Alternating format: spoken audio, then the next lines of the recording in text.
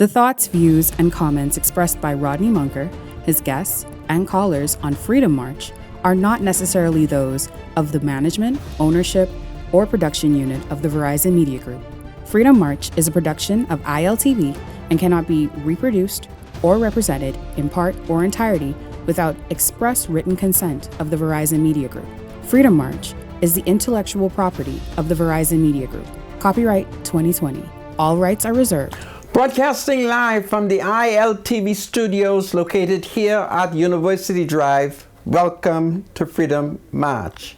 My name is Rodney Munker. I'm a Justice of the Peace here in the Commonwealth of the Bahamas. I'm also a member of the local Catholic Christian community. Today is Tuesday, the 8th of April 2024. I welcome each and every one of you who is joining Freedom March. Bradley Roll is my spiritual advisor. He is in studio. Bradley Roll, welcome to Freedom March. Thank you so much, Sandra. Good to be here, man. Good to be here. Last night, shortly after 9 p.m., a Negro male walking across Faith Avenue in the area of Coca-Cola, he was knocked down. And of course, it is alleged that the vehicle that knocked the 61-year-old down did not stop. So that is an unfortunate situation. You would recall that sometime last week, Eyewitness News revealed to you that a Negro citizen has been indicted in the United States of America, and we shall talk about his indictment for human smuggling. You will take note that over the last couple of days, I continue to warn Bahamians who are profiting from human smuggling that they ought to stop. Now, there are new allegations emerging that the Americans has one, perhaps two, satellites all over Grand Bahama in the area where it is alleged that there are Airbnb. So we look at our first Bahamian who's in custody now. And guess what? He escaped. But there was a unit that was assigned to him, and that unit is trained in capturing Negro suspects. So they captured him.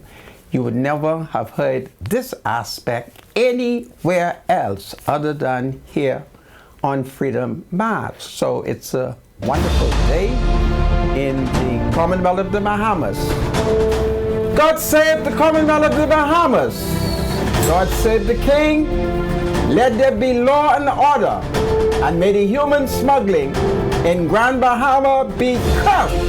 The Americans is on the case. Watch out, everybody. The law is here. This is Freedom March. God save the King. I'll be right back.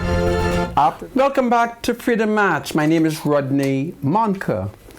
I owe Bradley Roll, my spiritual advisor, an apology.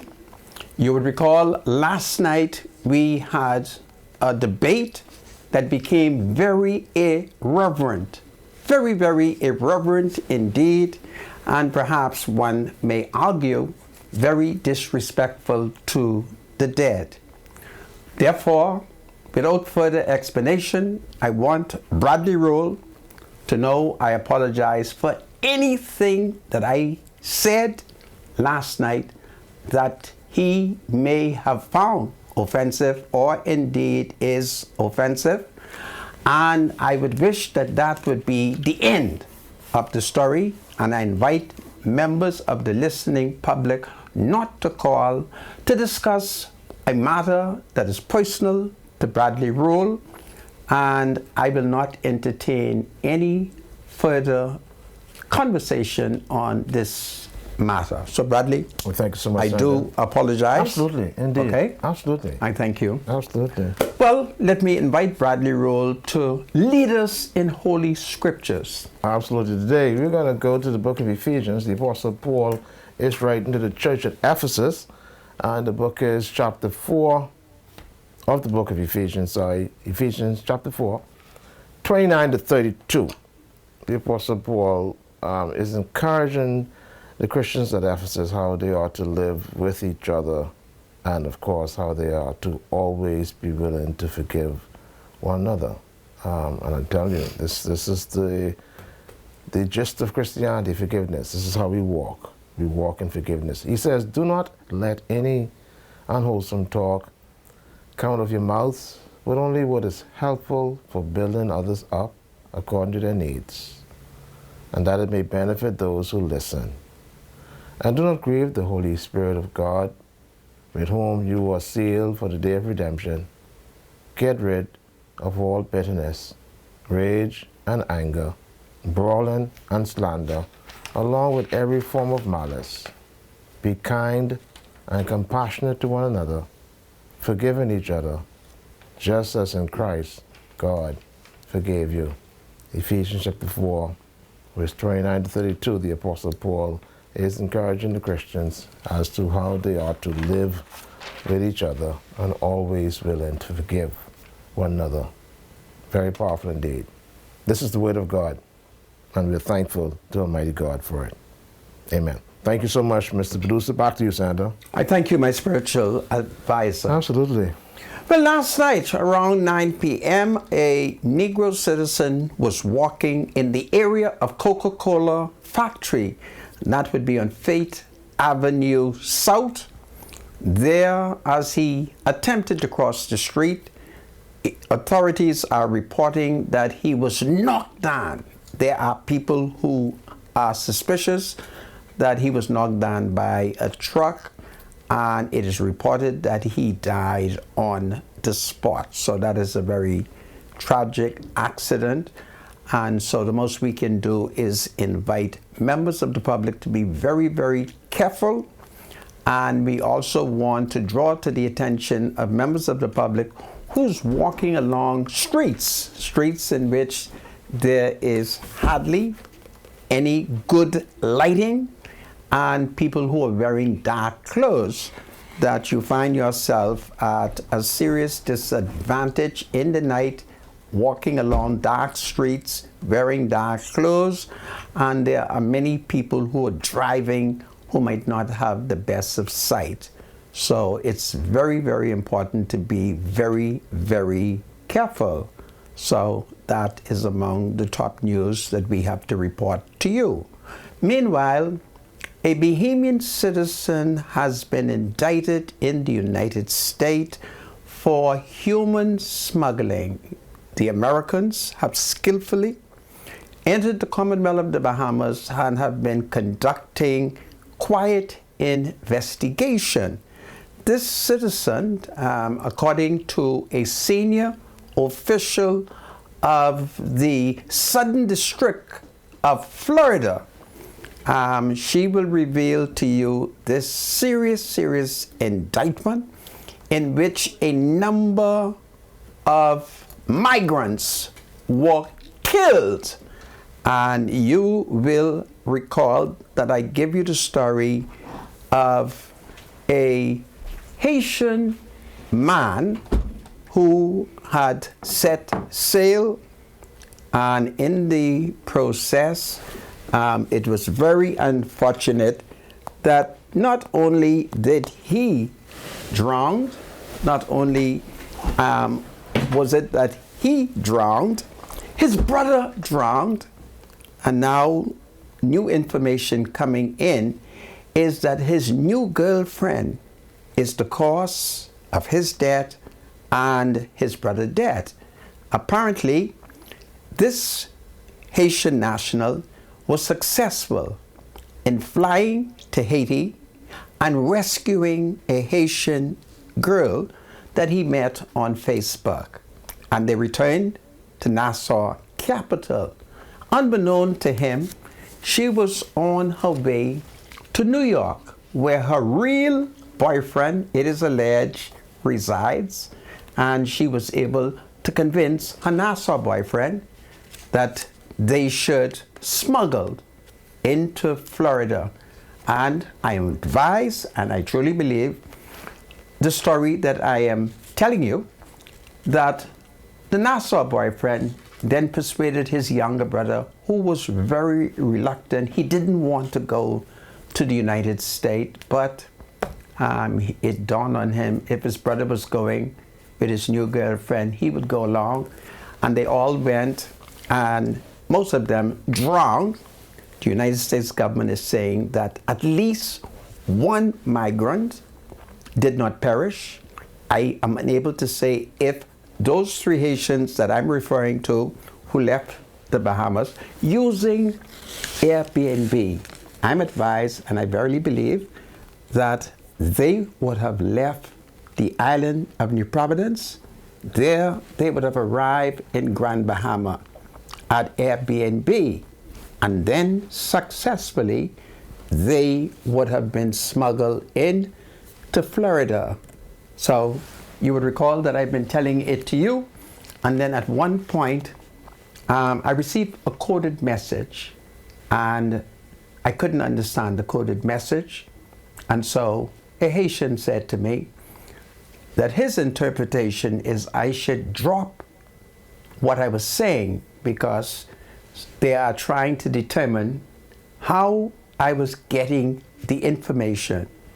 And he was of the opinion that if I continue to talk, they might be able to determine how I'm getting the information. So I did exactly what the Haitian said. I stopped talking about it, and afterward, I'm now free to talk about it.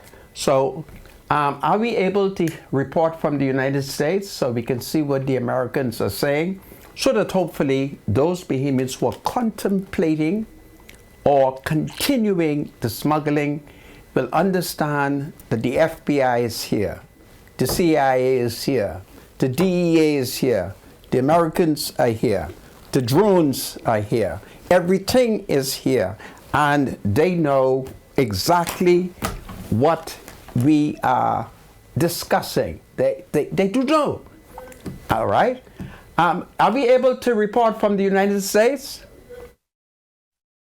My name is Nicole Argentieri, and I am the Principal Deputy Assistant Attorney General and head of the Criminal Division of the Department of Justice.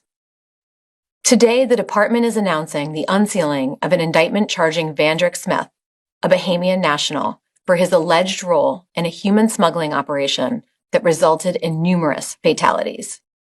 The indictment charges Smith with participating in 3 human smuggling operations between 2021 and 2022.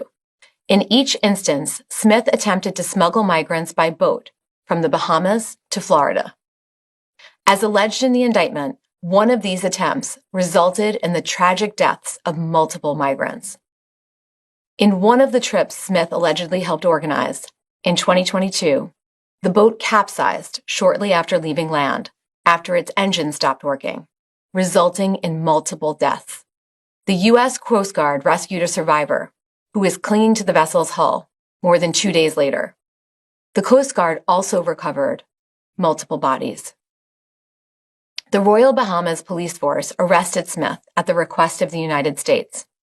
Now the United States will formally ask the Bahamas to extradite Smith as we seek justice for his victims. Pursuing human smugglers who endanger migrants and place their lives in jeopardy is a top priority for the Criminal Division, wherever those smugglers may operate. The charges announced today should serve as a warning that human smuggling is not only criminal, it is dangerous. Migrants who work with smugglers could be putting their lives at risk, and smugglers who seek financial gain without regard for the safety of migrants seeking to come to the United States will face the full force of the law. The indictment announced today is a direct result of the hard work of dedicated prosecutors in the Criminal Division's Human Rights and Special Prosecutions Section and the U.S. Attorney's Office for the Southern District of Florida. The Justice Department's Office of International Affairs also provided significant assistance. I want to express my deep appreciation to our key law enforcement partners at Homeland Security Investigations in Florida, Washington, and Nassau, who coordinated closely with the prosecutors throughout the investigation. I would also like to convey my sincere gratitude for the substantial cooperation we received from the Bahamas, including from the Office of the Attorney General, the Director of Public Prosecutions, the Royal Bahamas Police Force, Bahamas Ministry of Foreign Affairs, and the Bahamas Immigration Department. Thank you. So folks, you now will understand what is taking place here. I call on Bahamians everywhere to abandon the human smuggling. The Americans are here. You are stupid. You're stupid. God forgive me for saying that. But you have white people sailing the boat to Florida, and you don't think that that's the U.S. government? Every white person sailing the boat is the U.S. government. So you all are going to be indicted if you do not stop. And for those of you who are tired waiting, I'm going to let you know right now, you're not going to be able to leave Grand Bahama. The Americans have the United States surrounded, and you're not going to be able to leave You're not going to be able to leave Grand Bahama. So at some point, you will have to run away for your freedom, because the Americans are here and they know precisely what is taking place. I try to warn everybody. I try to tell you, listen, stop it. But nobody would listen to me. So the Bahamian is in custody. Eyewitness News did carry the story. And of course, he escaped. The Americans were very upset when they learned that he escaped. But our men, young officers, they were able to outrun him. So one Drake Smith is 33 years old, and he jumped out of the vehicle, but our law enforcement men, they outrun Van Drake, and he has been captured. He is not, to the best of my knowledge, brought before any court in the Commonwealth of the Bahamas for a matter of him being extradited to the United States. It has left me open to speculate. I don't want to speculate today. If I did speculate it today, my speculation would be that the Americans have not fully compiled all of their documents and submitted to the relevant local authorities so that the matter can go before a extradition court to determine if the Americans have established a prima facie case that is sufficient for this Negro man to be extradited. But I'm very saddened over the fact that a number of Haitian nationals did perish. I am saddened over the fact that the two brothers both drowned, and their girlfriend that they were able to cleverly and successfully rescue out of Haiti, flew into New Providence, set sail to Grand Bahama, arrived allegedly safely, then set sail for the United States, but they drowned. So it's sad.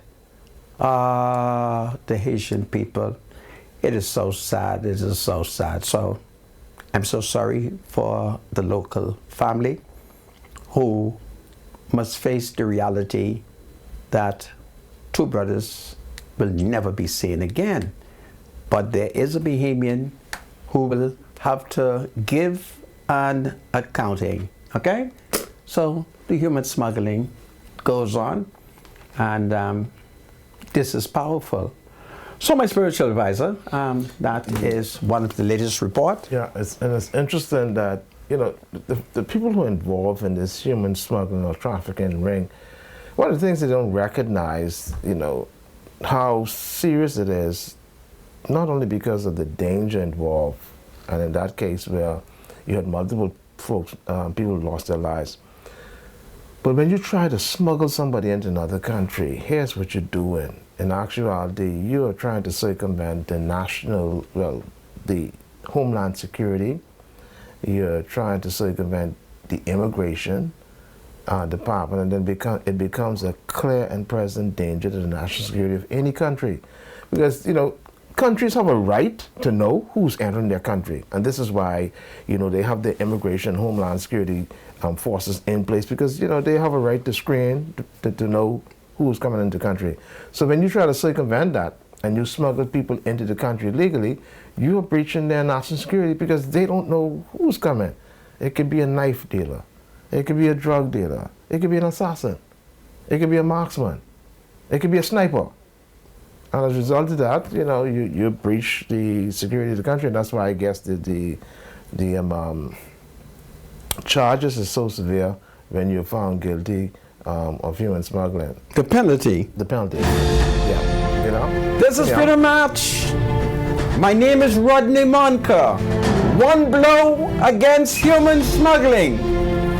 To the Haitians who are captured, you may escape if you are able to in Grand Bahama. Just run. Run. Because you're not going anywhere. And you've been locked down too long. God save the Commonwealth of the Bahamas. God save a free Haitian. Welcome back to Freedom March. My name is Rodney Monker. Bradley Roll is my spiritual advisor. And we have two wonderful ads that we want to read to you. The first one, it comes from Money Max. Everybody needs money. Always send money internationally and locally through Western Union with Money Max. Download the Money Max app today to send cash instantly to a family member or friend anytime and anywhere. Sending money has never been simpler. The app is available on the App Store and Google Play Store. Money Max, live your money life. Live your max life. It's powerful. My spiritual advisor. D&T Shipping Lines, come sail with us to Eleuthera via the motor vessel Arabian to Three Island Dock in North Eleuthera. It's leaving Portersky Dock Friday, April the 12th, 2024 at 11 a.m. And it returns to Nassau Saturday, April the 13th, 2024 at 8 p.m. The motor vessel Captain Theo, the Hatchet Bay Eleuthera, also leaving Portersky Dock Friday, the 12th of April, 2024 at 6 p.m. and then return to Nassau Sunday, April the 14th, 2024 at 10 a.m. Captain Theo will be collecting freight from 7 a.m. until 3 p.m. Passengers and vehicles. For more information, please call 242-361-7556. Repeat it. Again, passenger and vehicles. For more information, please call 242-361-7556. So let's come and sail with us to Eleuthera via the motor vessel Arabian, which arrives at 3 Island Dock in North Eleuthera. It leaves Portersky Dock Friday, April 12, 2024 at 11 a.m. It also leaves Portersky Dock Friday, April 12, 2024 at 6 p.m. It returns to Nassau Saturday, April 13, 2024 at 6 p.m. and also returns to Nassau Sunday, April 14, 10 a.m. Captain Theo will be collecting freight from 7 a.m. until 3 p.m. Passenger and vehicles included. For more information, please call 242-361-7556. That's 242-361-7556. Thank you so much, Mr. Medusa. This is powerful. Well, as we spoke about human smuggling, which is a very big issue here in the Commonwealth of the Bahamas, and in more recent time, human smuggling has picked up speed.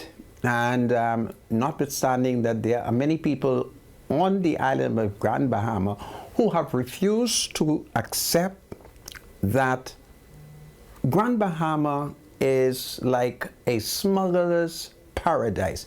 Man, there's more smuggling going on that island. But there are some people who have been trapped in Grand Bahama for the last 2 months. This is based on intelligence which has been fed to me, and they're very frustrated because it appears that the smugglers are seeing immigration everywhere, and they're now suspicious that the Americans are watching out for them. And so we have received reports where at least one woman is very, very frustrated, and I have been sent intelligence that she's hungry. I felt so bad when I was told that she was hungry. So I continue to think as to how do I somehow figure out where she is. The most that I'm being told is she's in some kind of Airbnb and condition has deteriorated. There's hardly any food. And so I want to tell the smugglers, look, if you're not going to smuggle the people into the US, if the water is as hot as it is being described, shouldn't you just release them? Shouldn't you just say to them, listen, y'all go? But to have them lock up in the house, it's terrible. When the Americans catch y'all now, y'all gonna be in bigger trouble, okay? You could very well be accused of slavery.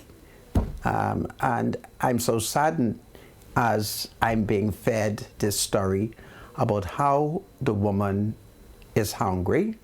And if I was like 20 years younger, I would sail to Florida, I would sail to Grand Bahama and just start searching for them to see if I can find them and rescue them. Because after 2 months, I'm told, over 2 months, it's too long. If it's too hot, because they have developed a new code in which they say, de l'eau chaud, the water is hot, they should release the Haitians, especially the women, all right? So that is what's taking place, but there is a wonderful article which I can attribute it to the Commissioner of Police, Clayton Fernanda, where he has spoken about the human smuggling that is taking place.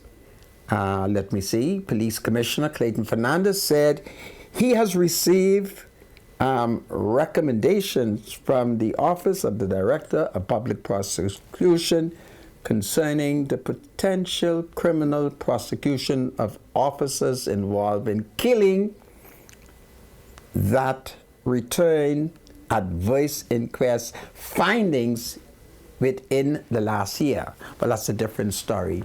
I pressed Clayton Fernanda and I got a second story. The story on smuggling, well, I haven't gotten that. I'm certain I will find that at some point. So perhaps I'll discuss this element, which I have discovered my spiritual advisor, where the Director of Public Prosecution is pointing out to the Commissioner of Police that we may have to prosecute police officers where there are findings that they have committed the criminal offense of unlawfully killing a person. So anyway, I don't know. I had a woman who complained to me today, and perhaps this is one of the reasons why I added this story. I had a lady who complained, and she was concerned over allegation against a particular police officer. And let me just repeat it again, that a police officer, like every citizen, is presumed to be innocent. And since you and I were not present when he is alleged to have committed the crime, we can't say he's guilty. The process does not allow that. So the officer will have to be investigated If there's evidence, I'm certain the law enforcement will bring charges. If there are no evidence, then there can be no charges. And if there's evidence that he's innocent, you can't bring any charges.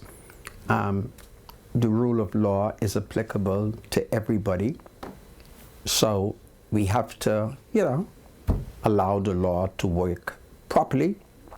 And we have to be very careful when we openly impugn the good name and or reputation of any citizen without the evidence to support it. Okay? And I do regret that I had to answer you honestly. I had women who called me, and one cornered me, and I decided, well, if she's going to corner me, I'm just going to just tell her it. But my like of the officer is in a positive manner. I do like him. That doesn't mean that if he broke the law, he's not subject to be punished, but I do like him. Therefore, I'm required to be very objective because I do like him. All right? And so you have to leave it in the hands of law enforcement. And let us pray that if there's evidence, those who think they have it will produce it. And if there's no evidence, well, that's the way this law works. So I just thought we would say that. Do you have anything on your mind while I search? Because I got plenty of things here. Go ahead. You pick it. One at a time. Yeah. Oh, I do have this part, but I think we have already dealt with Van Dryk. He is our local smuggler. I was happy that I am able to report to the people of Greencastle, Eleuthera, that based on their lodging of a complaint with me, that I was blessed to be able to speak with the permanent secretary in the Ministry of Works, who has assured me that they will move expeditiously to correct the faulty problem. So I want the woman and her 93-year-old grandmother and a primary school daughter to know that I have confidence in the permanent secretary in the Ministry of Works, and he has assured me that they are going to deal with the matter immediately. This would have been a complaint over the fact that the pump is alleged to not be working in Greencastle or a part of Greencastle. So I mention it because I touched something and Greencastle comes up. So that is powerful. Well, I think I may have come across what I was looking for, where the media has told us how over 600 Haitian nationals have been interdicted since last month.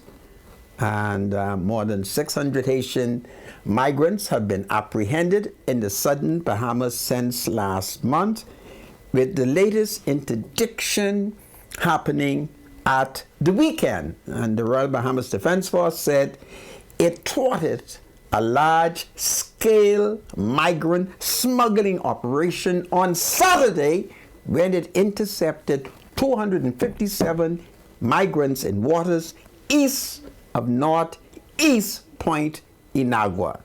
The vessel intercepted had 218 males and 39 females, bringing the total number of migrants apprehended in the southern Bahamas to 676 people.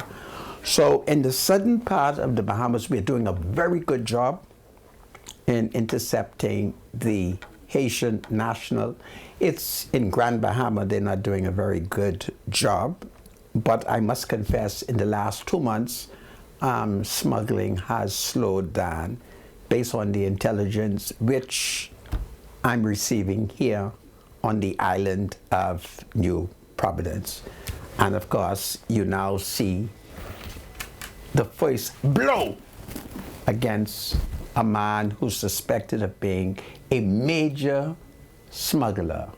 And it's important to know what is taking place, as opposed to having him just jumping out of the vehicle and break off running. All right? I want the Americans to put up or shut up. I want the Americans to produce the evidence. Okay? You know, I'm a sovereign Bahamian, and I'm a speaker for all Bahamians. And even when Bahamians are accused of breaking the law, the Americans must produce the evidence, and they're taking too long. All right? They're taking too long. And I don't like the idea that this accused seems to be secretly being held in prison, and I didn't know about it. I don't like prisoners or people or citizens being held in the King's prison, and I, as one of the King's JPs, I'm not aware of what is taking place. So I need to know what's going on, and I need the Ministry of Foreign Affairs to confirm, is it true that the Americans has filed documents with the Ministry of Foreign Affairs? Is it true? And when can this Negro citizen be expected to be taken before one of the King's judges to determine if there is sufficient evidence to extradite him for human smuggling and the killing of many of my people, the Haitian people, okay?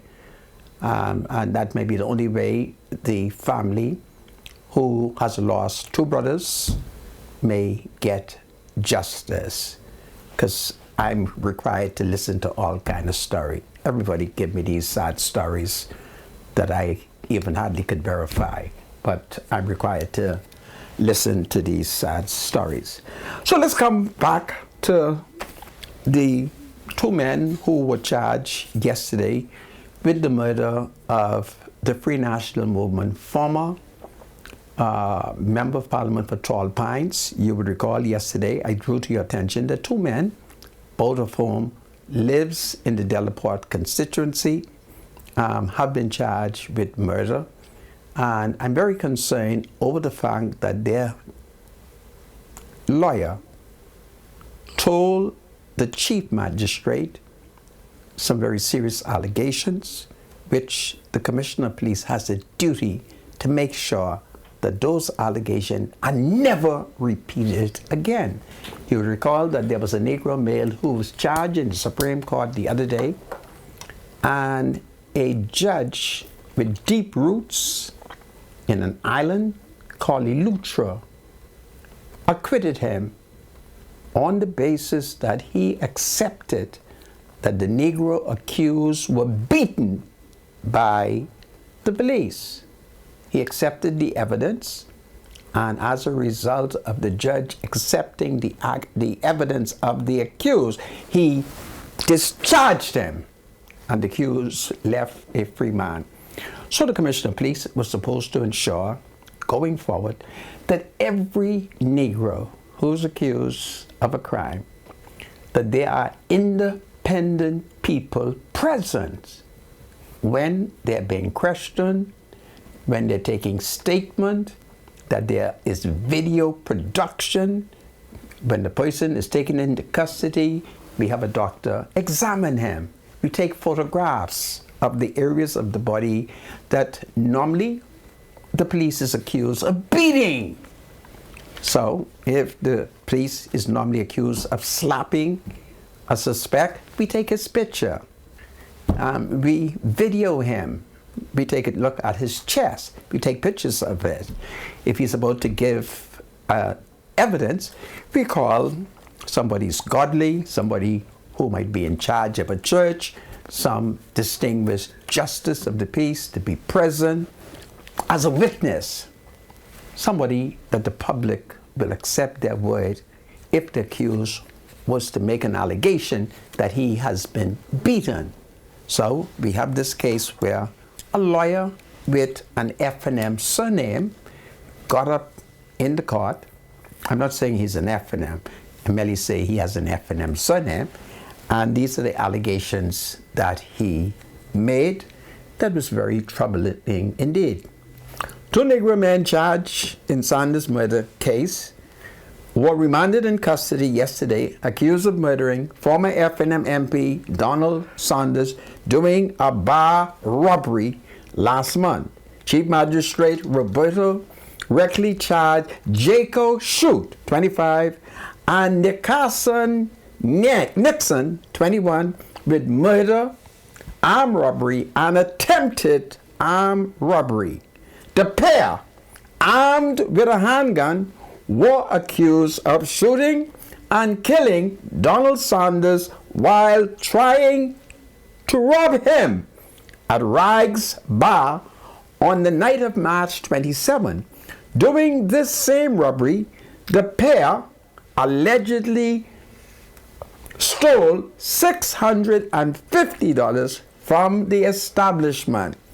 The accused were told their case would be transferred to the Supreme Court through a voluntary bill of indictment after being informed of their right to apply for bail through the highest court.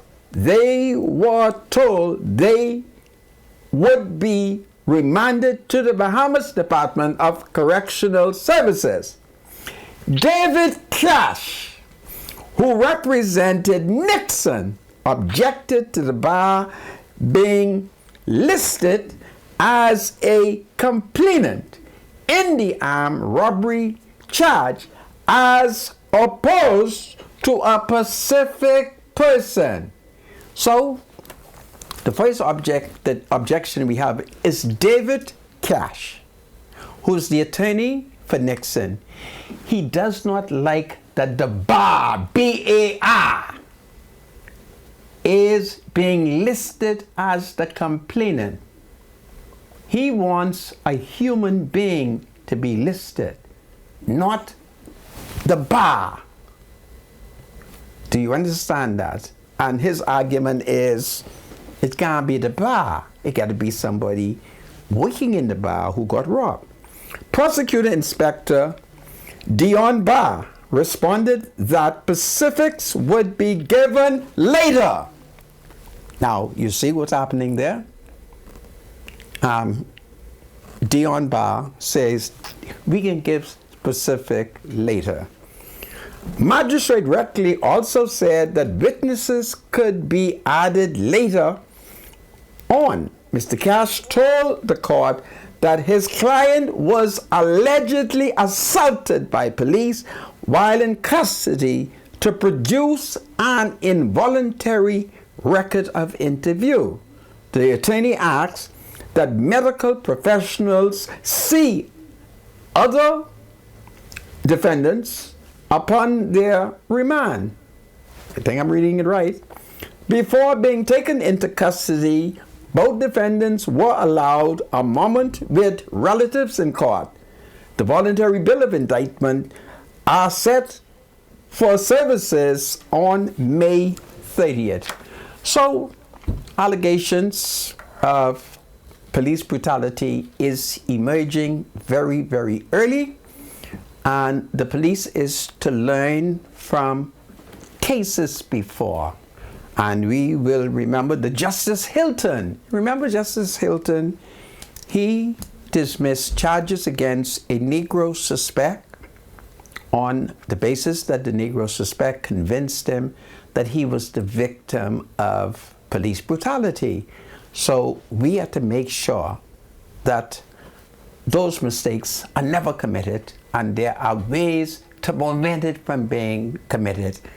And the police should learn from that so that we will not have these kinds of trouble as the case is moving from the magistrate court to the Supreme Court, where the judges will not tolerate any evidence of police brutality. So it's very, very important, my spiritual advisor. So these are some of the things that is taking place here in our country, and justice, has fled. As was it Mark Antony who said that justice has fled to British base? Has justice fled to British base, and man has lost all sense of reason? This is Freedom March. My name is Rodney Monker. Rodney Roll is my spiritual advisor. God save the spiritual advisor. God save the king. God save the Commonwealth of the Bahamas. I'll be right back after the break. Hold on, everybody. Welcome back to Freedom March. My name is Rodney Monker. Bradley Roll is my spiritual advisor, and of course, he shall do the birthdays. Bradley? Yeah, we just got one birthday today. We want to wish Shelley Collymore happy birthday. It's coming from her daughter, Tehran, her granddaughters, Tia Tesley, and grandson, JJ, from her son-in-law, Wesley. They all love you from the morning back. Enjoy your day to the fullest. So happy birthday, Shelley Collymore. That's the only birthday. Oh, sorry, and then I want to do a special shout out to Officer 4201. That's St. Gerard. He's a police motorcyclist, and along with his partner on Saturday. That's 4668 Roll. These two police officers were the outriders for my dad's funeral. They did a wonderful job. I just couldn't believe how professional and good they are at the service they provided for us during the motorcade from the house to the church building, and then from the church building to the graveyard, and then from the graveyard back home at the house. These two motorcyclists are really good. They're really good. Honestly, I've never seen it like that before in my life. And that is Officer 4201 St. Gerard, police motorcyclist, along with woman PC 4668 Roll. We thank you so much for your service for the family on Saturday. Thank you. Thank you, Mr. Producer. Well, folks, we shall pay another bill. Everybody needs money, always. Send money internationally and locally through Western Union with MoneyMax. Download the MoneyMax app today to send cash instantly to a family member or friend. Anytime and anywhere, sending money has never been simpler. The app is available on the Apple Store and Google Play Store. MoneyMax, live your MoneyMax life, and this is powerful. DT Shipping Lines, come sail with us to Lutra on board the motor vessel Arabian, which will be sailing to the 3-Island Dock in North Lutra. It lays Port of Dock Friday, April 12, 2024 at 11 a.m. It also has another leaving time, Friday, April 12, 2024 at 6 p.m. Of course, it's returning to Nassau Saturday, April 13, 2024 at 8 p.m. and also returning to Nassau Sunday, April 14, 2024 at 10 p.m. Motor vessel Captain Theo will be collecting freight from 7 a.m. until 3 p.m. Passenger vehicles, passenger and vehicles. Also, for more information, please call 242-361-7556. For more information, please call 242-361-7556. So come sail with us to Eleuthera on board the motor vessel Arabian, sailing to 3-Island Dock, North Eleuthera, Lee's Porter's Key. Dock Friday, April 12, 2024 at 11 a.m. Returning to Nassau Saturday, April the 13th at 6 p.m. And of course, Lee's Porter's Key Dock Friday, April 12, 2024 at 6 p.m. And of course, returning Sunday, April 14, 2024 at 10 a.m. The motor vessel Captain T will be collecting freight from 7 a.m. until 3 p.m., passenger and vehicles as well. So for more information, please call 242-361-7556. That's 242-361-7556. All right, thank you so much, Mr. Producer. Well, thank you, my spiritual provider.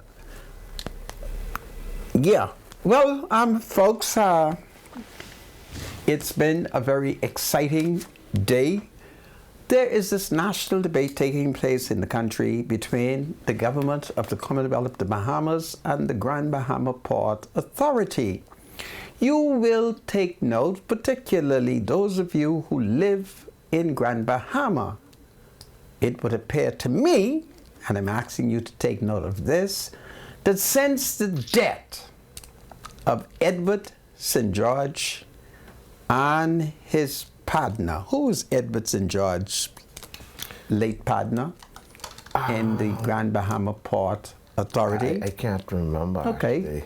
I can't remember. Well, since their death, it appears that their interests in the Grand Bahama Port Authority were inherited by their family, by their children, by their wives. That's the way it looked to me who lives on the island of New Providence. And as we observe Grand Bahama, it appears that those who have inherited that wonderful, wonderful metropolis, they lack economic vision. They lack the ability to mobilize the millions of dollars in resources to get Grand Bahama moving.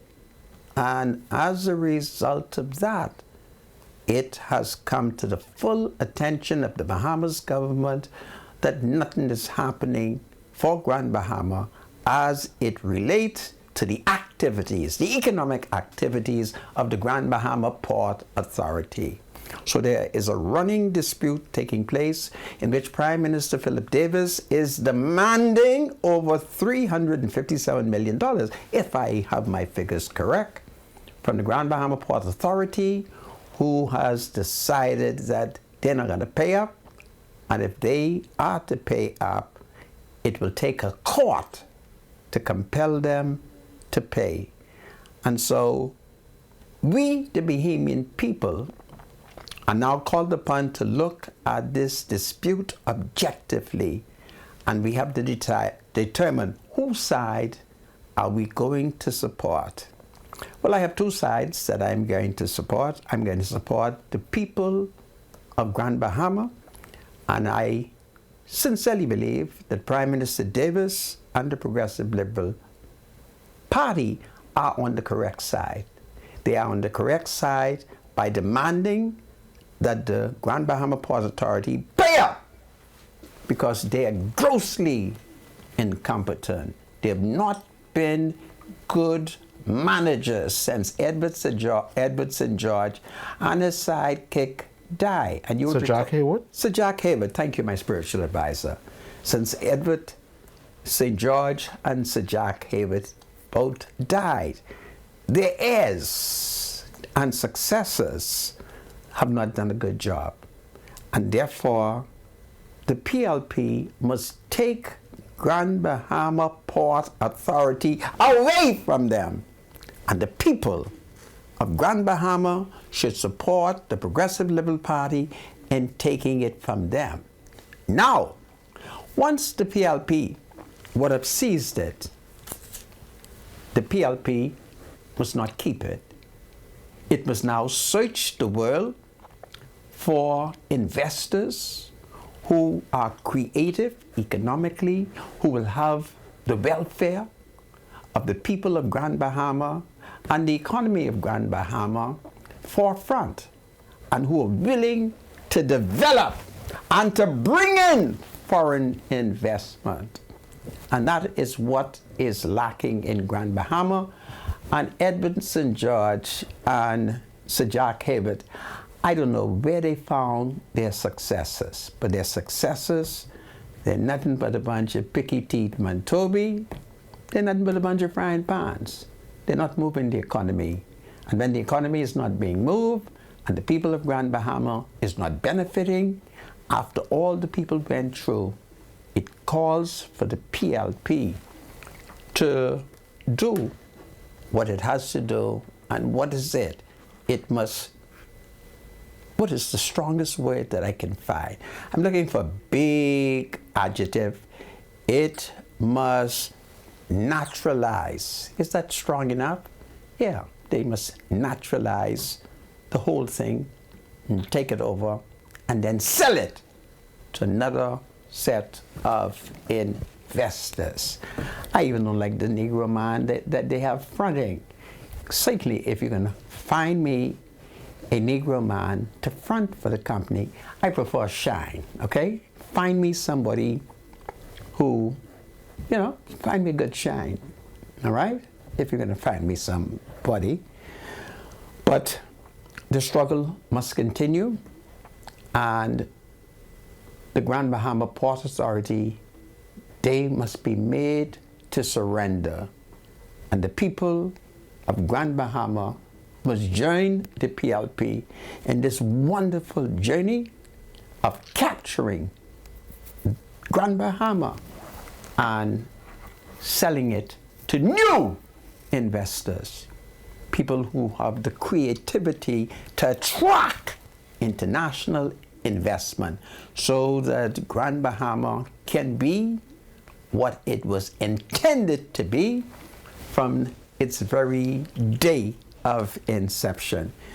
Any thoughts on Grand Bahama, my spiritual advisor? Mind you, Grand Bahamians have been complaining for a while, especially those in the Freeport area, about the way the Port Authority basically operated. They didn't see any, major investments. It was difficult for people in Freeport to get jobs. The city was not moving like it used to. Most of the major attractions were either closing down or, just running down. And it seemed as if they were just, sucking. Yeah. And more than returning to the city. And that's been like that for a while. So, yeah, something needs to happen to turn Freeport around. Because I remember back in the 80s and the 90s, it was different. Yeah. Things were booming. All the major factories, remember they had a factory just to do birth control pills, remember that? Really? Yeah. Oh, they did birth control? Yeah, this is no wonder the city has been cursed. It was producing the devil's pills? Oh boy, go ahead, tell me about it. Yeah. What's the name of the pharmaceutical place in Freeport that was making the birth control pills? The former governor general used to work there. What the name? I forget the name. Yeah, go ahead. But there were a lot of things going on in Freeport in the 80s and the 90s, and that just slowly just changed after, I guess people started to die out and it'd be passed on, and whoever's passed on to wasn't checking, No. They were just collecting the money from the local. Yeah. And not doing anything. Not bringing in new investment, not coming up with any creativity, that kind of thing. Yeah, but they had a good vision for Freeport. Yeah. You can tell from the way it's designed, the roadways in particular, the way the whole city is laid out. Yes. It was planned. Right. You wish New Providence could have been somewhat like that. But it could not have been because of the ancient element involving New Providence, Yeah. but Grand Bahama being a modern development. Yeah, absolutely. Yeah. So somebody got to try to turn it around. Yeah. So let's see what happens. Well, somebody needs to. I hate to praise gangsterism, but some of our first developers of Grand Bahama, if you were to check historically, were some of America's greatest gangsters. Namely? I can't remember the name of the gangster, but he had been to prison in the United States for many, many years. And once he was liberated, the UBP whitewashed him.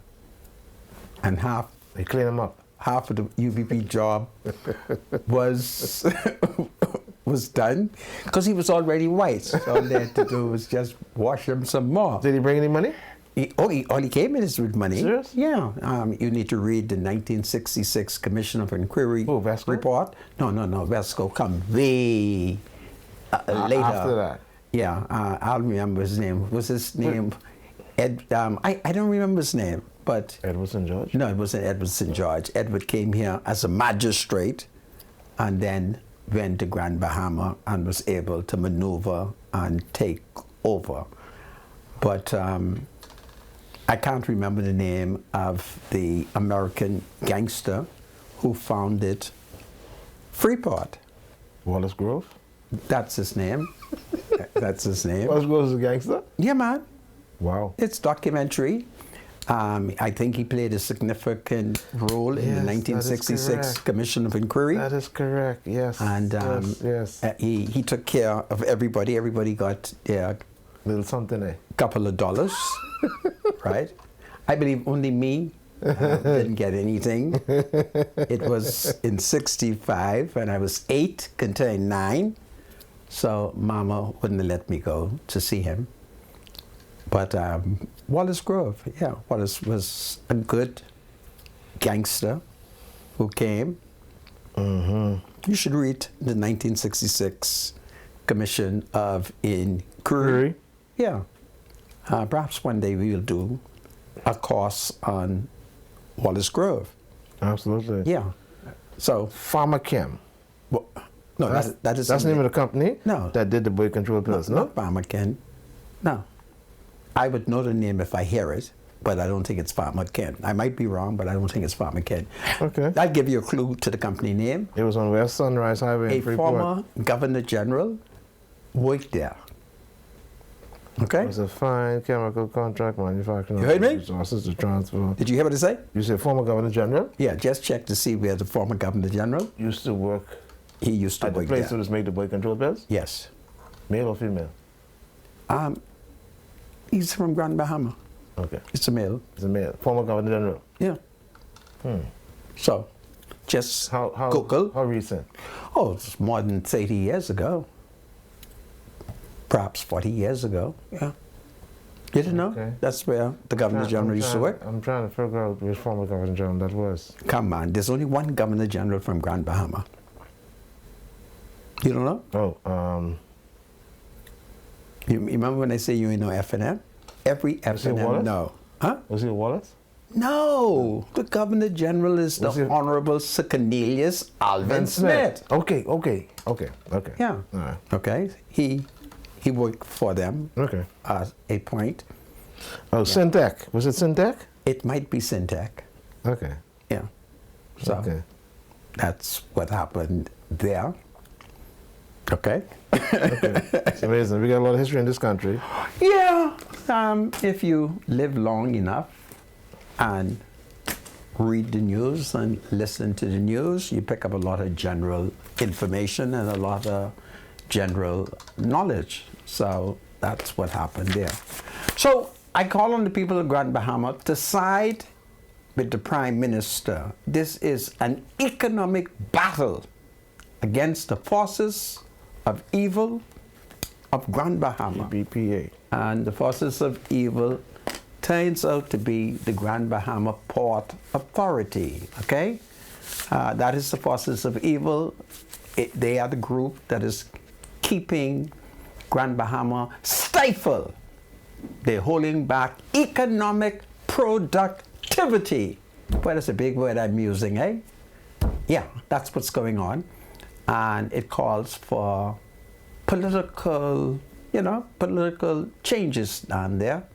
And the people of Grand Bahama, they better support the PLP in whipping the Grand Bahama Port Authority into check. Other than that, nothing is going to happen down there.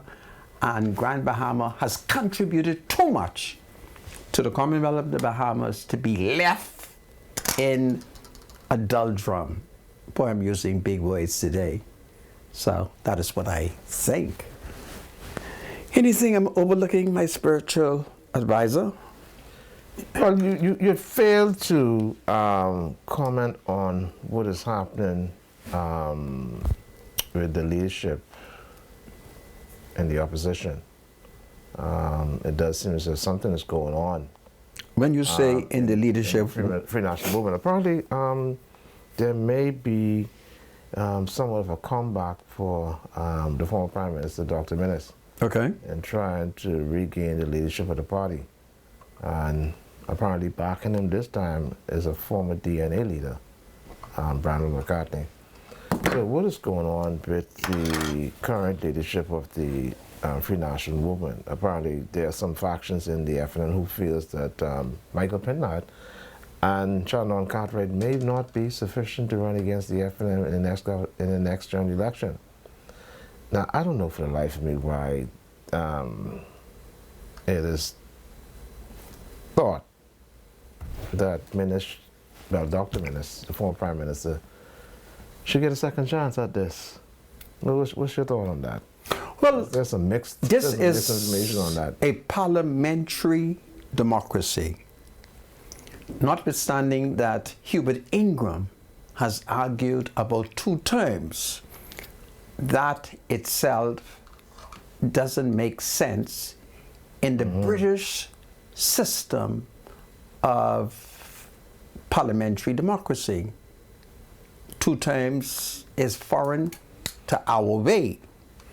As long as a man can be elected leader of his party and is successful in winning an election, he will become prime minister.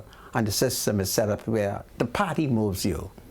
Now, Dr. Minnis has concluded that Michael is weak. Who's saying that? Dr. Minnis has concluded that Michael is weak, and therefore he is organizing to bounce back. Don't forget, Minnis is a Saxon, and I think he hopes to do what the Saxon did, which is to bounce back. And repeat. Yeah, you know, I don't know. It's clear to me that I would welcome Dr. Minnis back on the playing field. You would? Yeah, I have no problem fighting Dr. Minnis again. Oh. Yeah, I'd be more than happy to fight him again. As a matter of fact, I met Dr. Minnis at a funeral, and he said to me, he said, man, you know, he said, I don't pay attention to Rodney, man, you know. He said, all Rodney is, you know.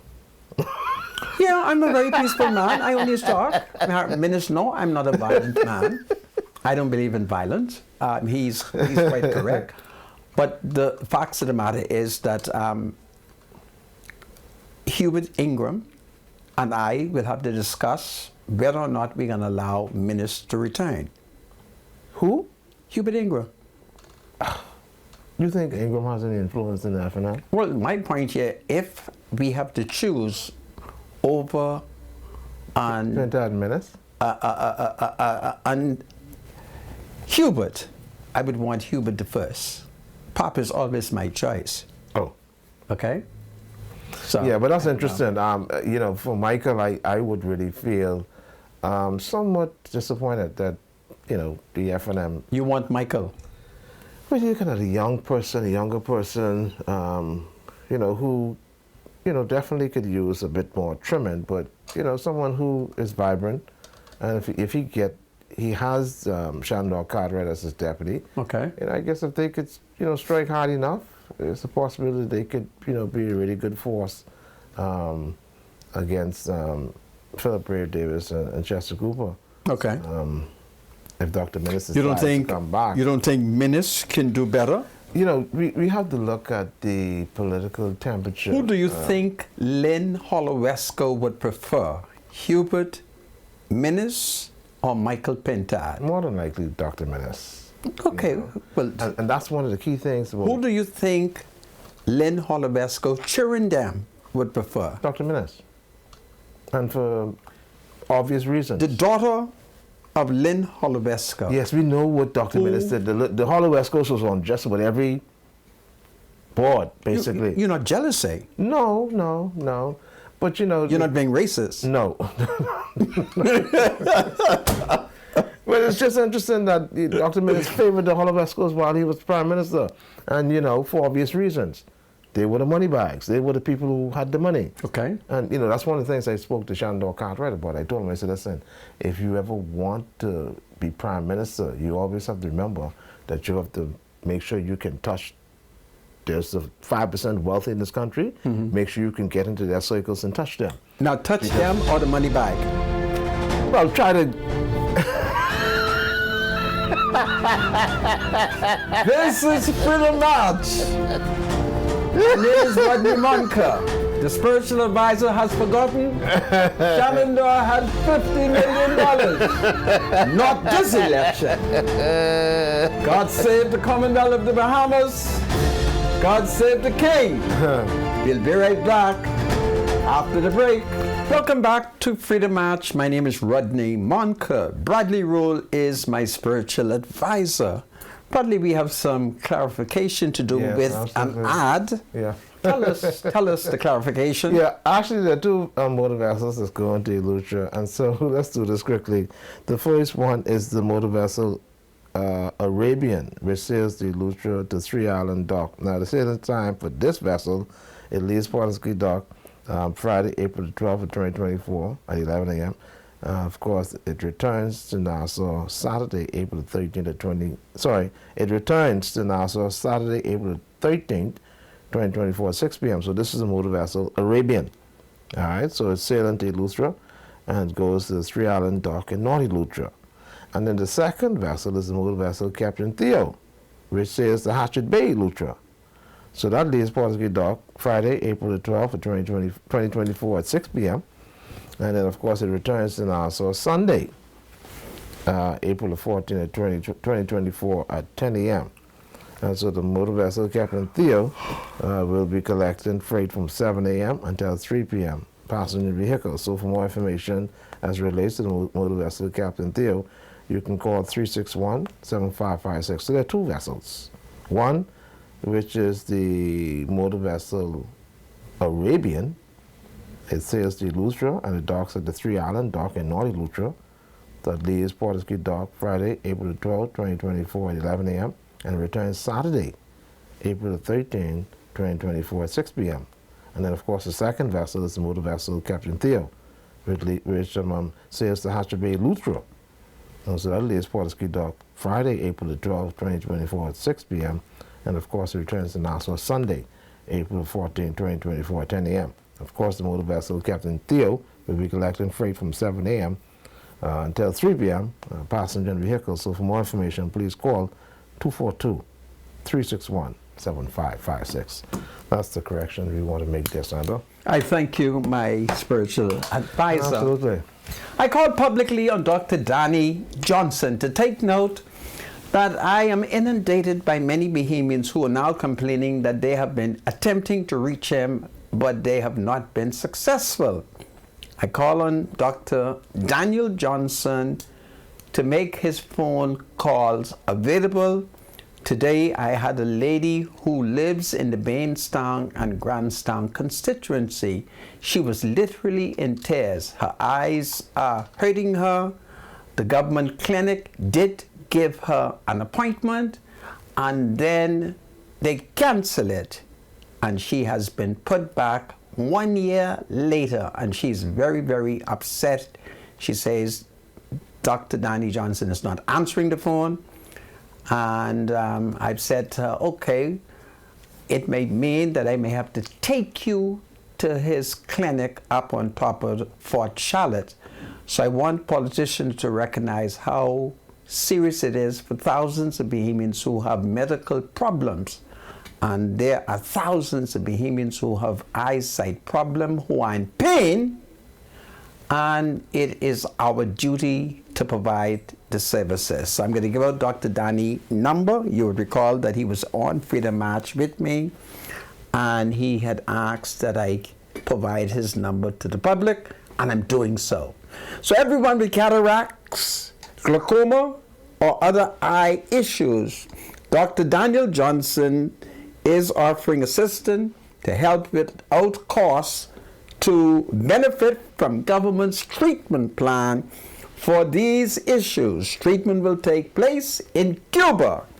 Dr. Johnson, who is the Caribbean representative under the Smart States Ambassador platform can be contacted at 242-376-7651, 242-376-7651, and 242-322-5402, 322-5402, or 242-427-5402, 242-427-5402.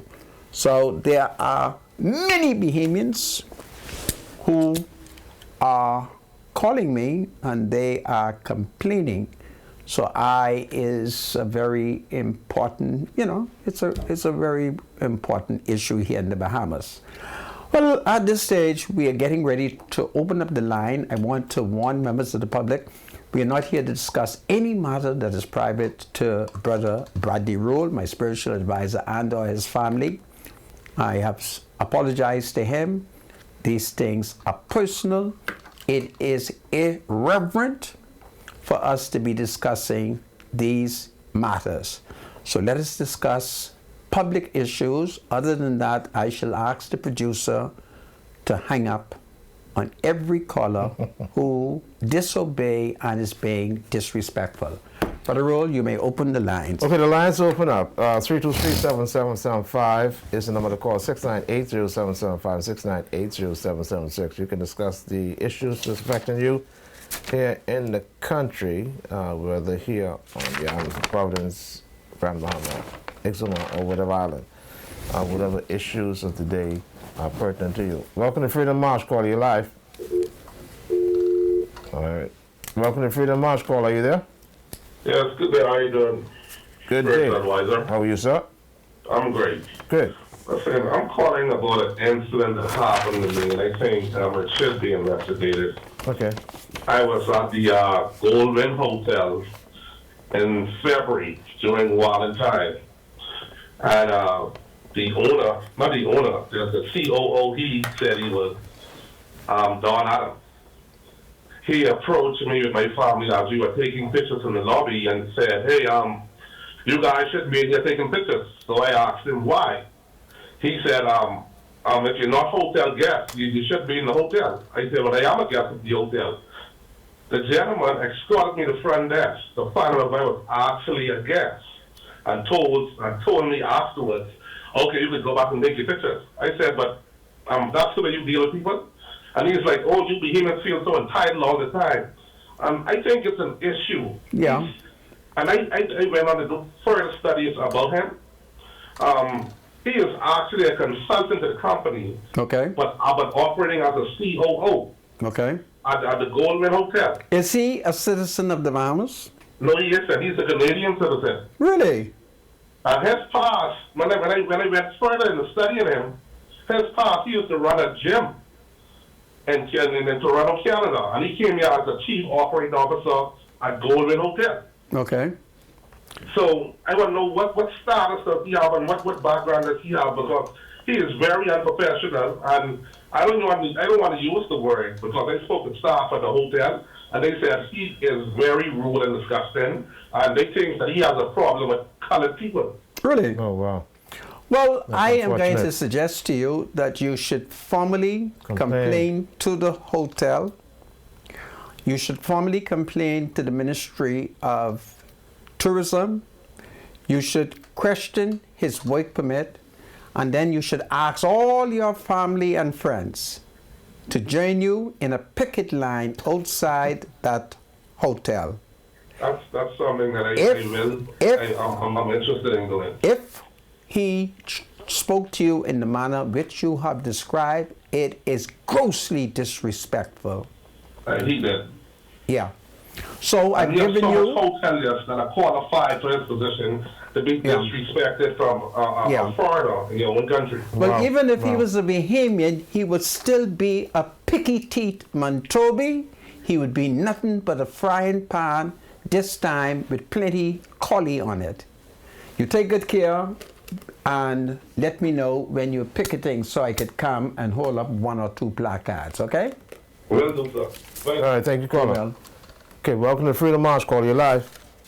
Hi, good evening. How are you guys? Good evening. Well, yeah, my concern is I have a sister in hospital. Thankfully, my sister had her cell phone. She was in the intensive care unit. That was recently moved to go to the private medical ward. Okay? Now, here it is. She was having difficulty breathing. The nurse who was on last night, she's going to turn around after my sister mustered up the strength to walk out in front to ask if they can render aid to her. Come see what her problem is. They're going to, this particular nurse going to tell her, oh, because she is so small, they're going to tell her, go back inside the room and don't come back out here. She video called me. I'm going to tell me she having difficulty breathing clear. So we made our way there to the hospital after care this morning. Okay, just to see if we could get, because we're trying to reach the main line of the hospital, and that's not working. No one is answering that. Okay? Now, listen, something needs to be done. With whom can we deal with this situation? Because my thing is, you're supposed to have passion for your job, okay? Not just be a body. This Okay. is true. We agree. Something like that, I totally disagree with. I'm going to make a small suggestion to you. I do know that the Princess Margaret Hospital have had some people they call patient advocates. No, patient advocates. These, if I'm saying the name correctly, these are the people, like if you have little problems, you go and tell them, and they are required to speak up for you. You're supposed to say to them in a very quiet, peaceful, orderly manner. Then they're supposed to listen to you and then quietly and peacefully try to resolve it without any fight, any broke down. And, you know, why don't try that? If that doesn't work, you call me back and let me see if I could come up with another suggestion. It is unfortunate, but sometimes these things happen. I used to work at the Sandlands Rehabilitation Center as a psychiatric attendant. And there were times when, you know, staff worked very hard, sometimes very frustrated, and notwithstanding the professional training, do slip from time to time. And it makes family upset, but please forgive that particular staff, and let's see how best we can work together. How does it sound? I will try. I could only Okay. do that. And you have my number. You call me. Most definitely I will. You take good care, my love. You do All likewise. right. Take care. Okay. Bye-bye. Okay. Welcome to Freedom March. Caller, you're live. Good afternoon, Rodney Munker. Sir. Good afternoon, spiritual advisor. Good afternoon, sir. I just want to commend both of you guys. This is Andrew Bain, doing a professional lawn care. How you I just doing? want to comment you both guys on a good job you guys are doing. Thank you. And I would like to invite two of your guys to the Bush Garden on Friday for some dinner. Where's the Bush Gardens? Bush Garden. Fish fry. Yeah. Oh, yes, the Bush I Garden. think I've been there before, right? Yeah, you Yeah. did that before for some stew fish. Yeah, Yeah. the food is very good there. The food is very good. Okay. Yeah, I'd like to invite you guys to the Bush Garden to treat both of you guys for some dinner for the tremendous job you guys are doing. We thank you You're so very much. kind. Do you think you will have okra soup? Well, I'm not sure. It's not my thing now. Thank you. You're very kind. And which day is that? I mean, it's on Friday, which Okay. time is suitable for both of you guys? You said Friday? Yeah, Friday's good. Friday Yeah, or which time? Sunday. What time, sir? Well, Friday would have to be what? After work or before work? Well, that's your world. I'm just living in it. Well, in our world, it would be good after 6. Okay, no problem. All right. No, and what's your name? My name is Andrew Bain. Andrew Bain. Bain or Dane? Bain, Bain. B-A-I-N. Okay, Andrew Bain. Yes, sir. Okay. Can I call you A. Bain? Yes, this is your young friend. This is your Jack. A. Bain, you are a great man. I thank you for the Thank you invitation. so much, and God bless you. I call on people everywhere to go to the Bush Garden restaurant. Thank you so much. Thank Okay, you. no problem. So, Thank you. All right, take care. 323-7775 is the number to call. 698. Welcome to Freedom March. Call your life. Hello. Good afternoon. Hi, how are you all? Doing well. How you doing? Wonderful. Great, yes, spiritual advisor and the great Rodney Bunker. You are How are you kind. all doing today? We're doing well. Thank you so much. Awesome. This is Shanika. Hello, Yes. Shanika. Yes, sir. Okay, yesterday I was watching both of you, right? And man, my heart was a little dipped and saddened because I love both of I you say, all. Shanika, I love how you all work so well. be not dismayed. God is with all of us. Everything is fine. Just say a silent prayer for us. Let there be peace between Yes. both of I us, just okay? wanted to say something, Mr. Monka, that both of you is like a marriage, and there will be ups and downs in marriage. Goodness of my If soul. there wasn't any wrong, you didn't do Listen. anything wrong, I wouldn't want you to apologize for something you didn't do wrong. But don't- both of you had expectations that were not met. So I just want you all to Shanika, apologize to one another I thank you. and We love have one another. we have already Thank you so I much. have already apologized to my spiritual Thank you so advisor. much. I am so sorry. You take We it care. apologize. We're God sorry. bless you. Do well. Thank you. Welcome to Freedom March. Call. You're live. Hello, good day. Good day. How are you? I'm fine. Good day, Mr. Monka. Hello, my dear. I was supposed to call you from yesterday, but as I was listening today and I heard somebody mention something about the hospital, I had to call. Okay. Okay. I was to the hospital, up to the hospital last week, Friday. My daughter was not feeling well. Okay. I carried her to her private doctor, and they gave me a referral to go straight to the hospital. This is not the first time nor second time. I pray it's the last. Where the doctor, I was getting interviewed by the doctor, and I noticed she was writing something that was incorrect on my daughter's file. So I said to her, my daughter is not experiencing diarrhea or vomiting. And I noticed that you put that on her file. And the doctor said to me, don't focus on my paper. Continue with your story. And as I looked around, right, because I didn't want them to mistreat my daughter if I didn't correct the doctor. But I said I was going to call you. They are not professional. I know I have a lot of family members who are doctors and nurses and police officers. I know at times you might get overwhelmed, but we still have to have a level of compassion and professionalism. And you cannot talk to people any type of way. Also, too, the conditions, Rodney, they couldn't even find a white paper to put on the bed for my daughter to get examined.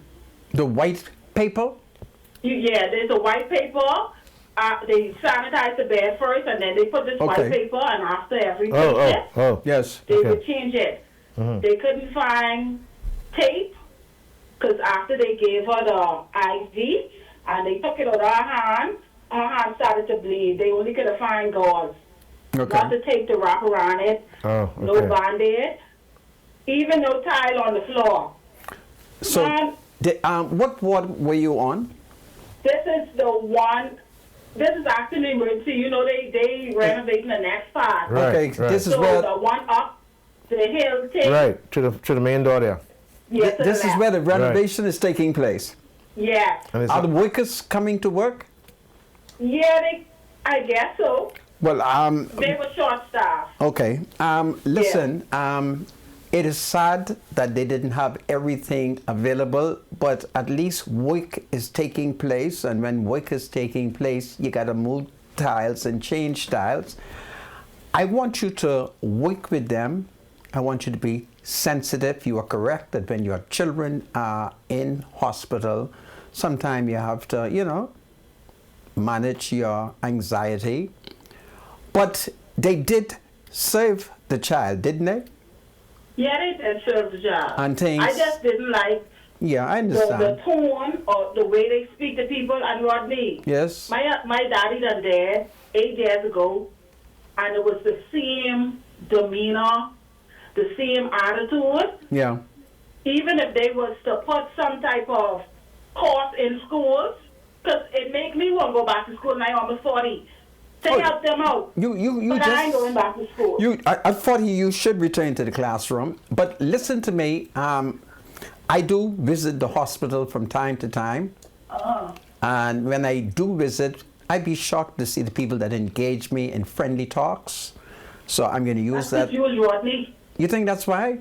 Yeah. Okay. And they will get talk about, so they can treat you nice. Well, when I... But us other civilians? Yeah. Well, I'm going to... When I return, I'm going to speak for the other civilians, and I'm going to tell them that we should love one another. Absolutely. And, you know, be kind. Absolutely. But I'm happy that they treat your daughter. How is she feeling? We got another call. That's okay, she's gone. Okay, welcome. Okay. Welcome to Freedom March, caller. Hello, are you there? Welcome to Freedom March. Hello. Yes, sir, you're live. Special Advisor Ronnie Munker. Yes, sir. Yeah, I good to be alive. I want to say that I'm happy that how my government is dealing with grandma portability. Yes. I think that grandma portability, the system, a new system should be run by the grandma human, and they govern the destiny of grandma and the rest of the government, not by two people who taking the revenue for themselves. Okay. So maybe y'all could do a research and comment more on that. I'll spread a message by Mr. Fred Mitchell, what he said about grandma. Because y'all are the educated gateway for the Indian people, and Indian people need to know, especially grandma Indians, grandma affordability for them, us, not no two people taking their millions and carrying to the European. You're right. We thank you so much. Have a good day. Yes, thank you so much. Welcome to Freedom March, call you live. Yes, hi. I was passing at the sports center yesterday. Yes, ma'am. And Mr. Monka, I need you to find out what's going on. The Chinese that are working on the stadium were fishing in the pond and catching the ducks that were in the pond. Wow. They were catching ducks. And fishing with a rod. And when they saw me put my camera out to record, I told them they needed to leave. You know, they started to walk away. But I think that's a concern we need to look into. Now, when they catch the ducks, what do they do with them? Eat them. And what do they do with the fish? Eat the fish. Okay. Yeah. Okay, let me pray over it, because, you know, they are making a wonderful contribution to our country. They are repairing the gym. So just let them go in any well, let me tell you something. At least we give them a duck say. There's a lot of fish in the pond. There's a lot of duck. You have to talk to the National Trust. Let me pray. That's a protected area. Yes. You cannot eat all of those. Yes. I want you to listen to me, my dear. Let me pray over it, and I shall go and spy on them and see what all they're doing. And we'll talk to National Trust in the meantime. In the meantime, we'll keep National Trust out of it, because the Chinese is doing us a wonderful job. It's free, yeah. And we must could give them 1 or 2 ducks, okay? And cover the fish. You know, it's not funny, but understand our concern, though. And we appreciate that. I understand the concern, my spiritual advisor. I don't mean to laugh, the but Chinese you know, government is spending millions of dollars there. But nothing's for free. And the Chinese... It isn't for free. You know, our ducks, we have some good ducks in there, you know? Yeah. Welcome to Freedom March, caller. Hello? Go ahead, caller, you're live. Hello? Freedom March. Rodney. Sir. How are you? I'm fine, sir. First advisor. Good afternoon. How are you? Doing well. Rodney, you live on Peking duck? Peking duck. Yes, from the Chinese restaurant. Yeah. Peking duck. Okay. Now getting back to what that man has said, right? Maybe they need to know where to put on their cell phone. It ain't for an accident. If you feel uncomfortable, you can audio tape your conversation with somebody. If you feel uncomfortable with the staff behavior, you can record them. To have your facts, how the manager was talking to you, how the police was catching you up. So we'll use our phone to also have a watch in the right way most of the time. We need to learn to press record. Even if you put the phone back in your pocket and just record the audio, That would be fine for your yeah, for your records, yeah. Getting back to Freeport. Now, the biggest mafia that came to Freeport were in the U.S. Myalansky. Castro took him with a Cuba 59. Because Castro said he making Havana a prostitute house, gambling. When he came here, box and of money. Samba Sands, the cabinet minister, was personal lawyer. Google Myalansky, Freeport, Bahamas. Yeah, Myalansky. I mean, he was in fact, that's how I have a third bank, 60 banks, he had so much millions in boxes and boxes. And to do the inquiry, everybody who voted up, the Debris got free crown land. Some minutes, so he only got 10,000. But always they got hundreds of acres of crown land in Freeport. George put together in different parts of the Bahamas, free crown land for that gaming. Myalansky really corrupted UBB. All right. Thank you so much, caller. We appreciate you. All right. Take care. How much more minutes we have, Ms. Producer? Because I see it's almost 6 o'clock. We take another call? 3 minutes. This is the last call here. Okay, welcome to Freedom March call. Hey, spiritual advisor, what's good? You got 60 seconds. Go ahead. And then Brother Monk, this is Molly here. Hey, Whoa! We're sorry. Molly, call us tomorrow. I can call you tomorrow. How your daddy? Sorry How your about that. daddy doing? He alright, today is his birthday, you know. Tell your father, I thought about him, but I couldn't remember his name. Yeah, Brother Charlton Molly, today is his birthday. Happy birthday, Brother Charlton Molly. How is Mommy Molly? This is powerful. It's gone. God save the Commonwealth of the Bahamas. God save the King.